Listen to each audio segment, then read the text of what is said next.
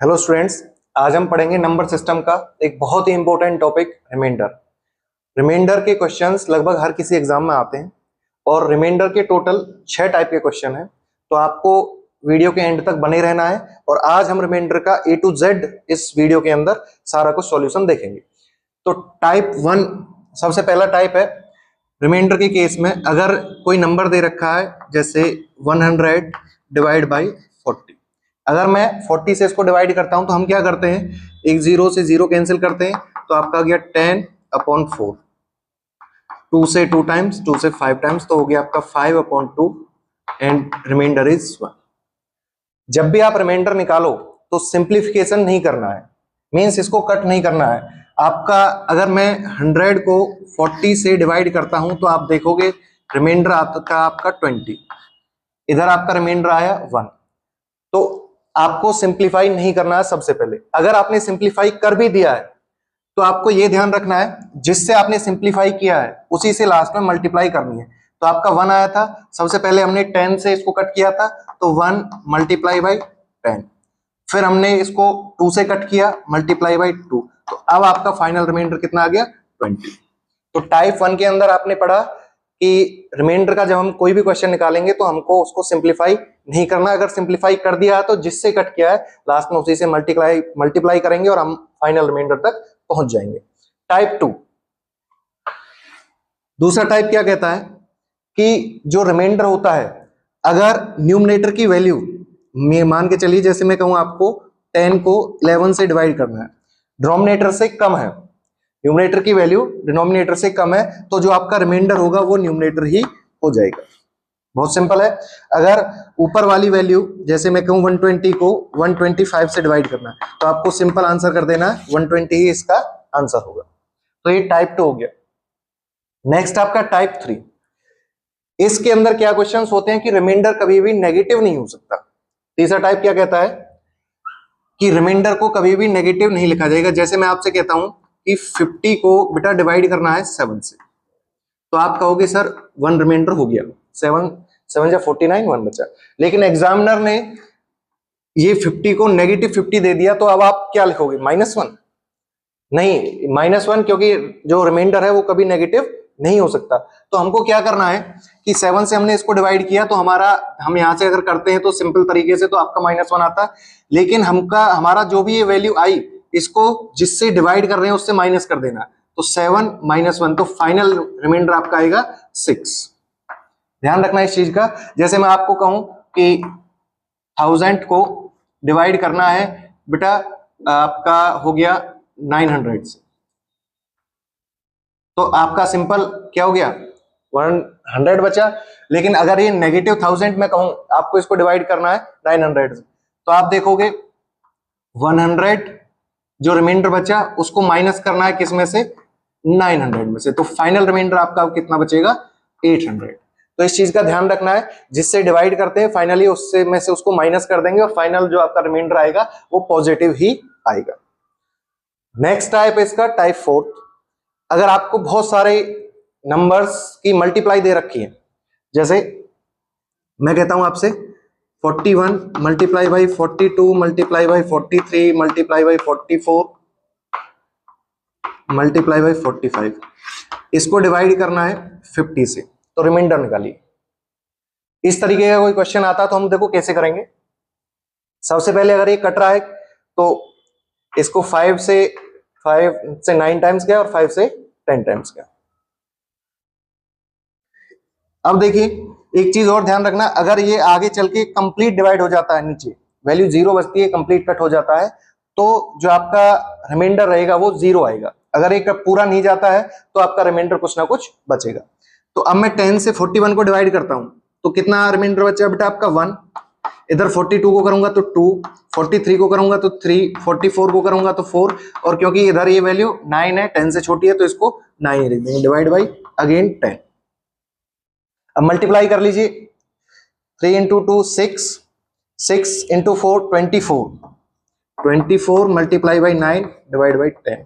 10 से 24 को करूंगा तो रिमाइंडर आ गया बेटा 4 इंटू 9 डिवाइड बाई 10। अब हो गया आपका 36 डिवाइड बाई 10, तो फाइनल रिमाइंडर कितना आ गया आपका 6। लेकिन आपको ध्यान रखना है ये आपका आंसर नहीं है, आंसर निकालते समय अब आपको ये वैल्यू ध्यान रखनी है कि हमने इसको कट किससे किया था, 5 से। तो जो आपका रिमाइंडर आया उसमें और किससे मल्टीप्लाई करेंगे हम, 5 से। तो 6 इंटू 5, तो फाइनल आंसर आ गया आपका 30।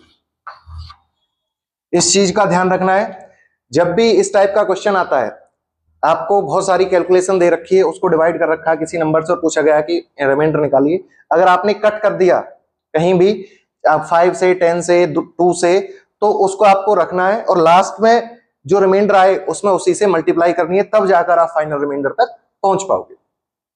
तो ये टाइप आपका 4th हो गया। नेक्स्ट आपका टाइप 5th। इसमें किस तरीके का क्वेश्चन पूछा जाता है, जैसे मान के चलो आपका एक एग्जांपल दे दिया मैंने, 61, 62, 63, 64, 65 कोई नंबर दे रखा है, इसको डिवाइड करना है 100 से। और एग्जामिनर ने अब की बार आपसे क्या पूछ लिया कि आपको, अगर मैं इसकी मल्टीप्लाई करता हूं, यूनिट डिजिट नहीं निकालनी है, आपको निकालनी है last 2 digit, means unit digit और उससे अगली डिजिट आपको कैलकुलेट करनी है। तो ऐसे क्वेश्चंस को कैसे करेंगे, देखिए, तो सेम 5 से कट कर दीजिए इसको, तो 5 से गया है आपका 20 टाइम्स और 5 से गया है आपका 30, और कट कर दीजिए 20 को 10, 2 टाइम्स से गया है और आपका 62 को लिख दिया मैंने 31, ऐसा कर लीजिए। अब 10 से, क्योंकि डिवाइड बहुत आसान पड़ता है, 10 से 61 को करूंगा तो रिमाइंडर आपका 1, 31 को करूंगा तो 1, 63 को करूंगा तो 3, 64 को करूंगा तो बेटा आपका 4, और 13 को करूंगा तो 3, डिवाइड बाई 10। क्योंकि 10 से जब हम डिवाइड करते हैं तो हमारी जो डिवाइड है वो बहुत आसान हो जाती है, इस वजह से हमने इसको कर लिया। अब देखिए, आप सबकी मल्टीप्लाई कर दीजिए, 3 इंटू 3 9, 9 इंटू 4 36 बाई 10, तो आपका क्या आ गया, 6।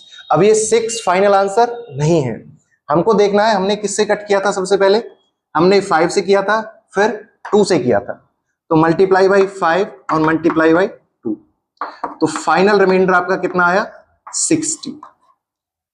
तो अब ये जो रिमाइंडर आया 2 डिजिट में आया, तो लास्ट डिजिट आपकी कितनी हो गई, 0, और उससे पहली डिजिट कौन सी हो गई, 6। तो 6 and 0 are the last 2 digits of this number.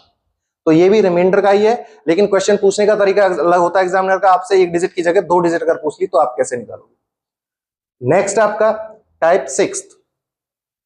ये क्या है, अगर आपको बहुत सारी पावर्स दे रखी हो, जैसे मान के चलिए आपको एक मैं क्वेश्चन देता हूं, 2 की पावर 160 डिवाइड बाई, इसको मान के चलिए मैंने डिवाइड किया 6 से, तो बताइए फाइनल रिमाइंडर क्या आएगा।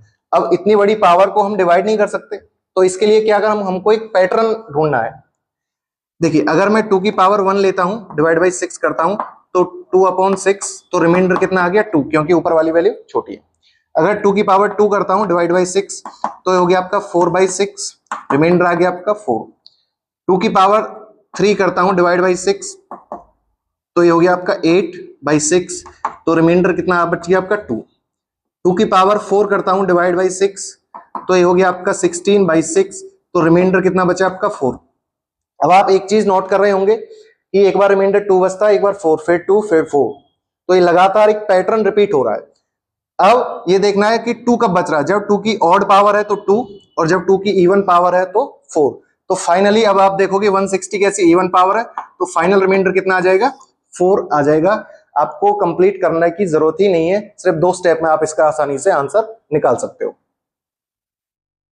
अच्छा, ये क्वेश्चन जो एसएससी में पूछा हुआ है, देखिए मैं एक क्वेश्चन कराता हूं आपको, 3 की पावर 150 डिवाइड बाई 7, अब बताइए रिमाइंडर क्या होगा। 3 की पावर 150, तो हमारा पैटर्न वही है, सबसे पहले 3 की पावर 1 डिवाइड बाई 7, तो रिमाइंडर कितना आ गया 3, पहला स्टेप। दूसरा स्टेप कहता है कि 3 की पावर 2 डिवाइड बाई 7, तो 9 डिवाइड बाई 7, रिमाइंडर कितना आ गया 2। नेक्स्ट 3 की पावर 3 डिवाइड बाई 7, तो ये हो गया आपका 27 डिवाइड बाई 7, और 27 को जब मैं 7 से डिवाइड करूंगा तो कितना हो गया, रिमाइंडर बचा आपका 6, क्योंकि 7 3 जा 21, 6 बचे। अब 3 की पावर 4 डिवाइड बाई 7, तो ये होता है 81 डिवाइड बाई 7, 81 को अगर मैं 7 से डिवाइड करूंगा तो हमारा रिमाइंडर कितना बचेगा, 7 से गए 1 जा 7, 1 11 और 7, तो ये बच गया आपका 4। देखो अभी भी रिपीट नहीं हो रहा, 2 3 6 4 और आगे तक चलेंगे। 3 की पावर 5 डिवाइड बाई 7, तो 81 इंटू 3 तो हो गया आपका 243 डिवाइड बाई 7।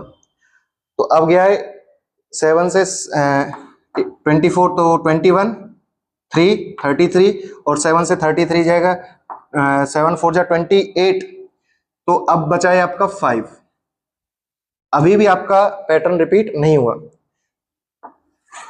अगर मैं करता हूं 3 की पावर 6 डिवाइड बाई 7, तो देखिए 3 की पावर 6 कितना हो जाएगा, 243 और इंटू 3 तो 729 डिवाइड बाई 7।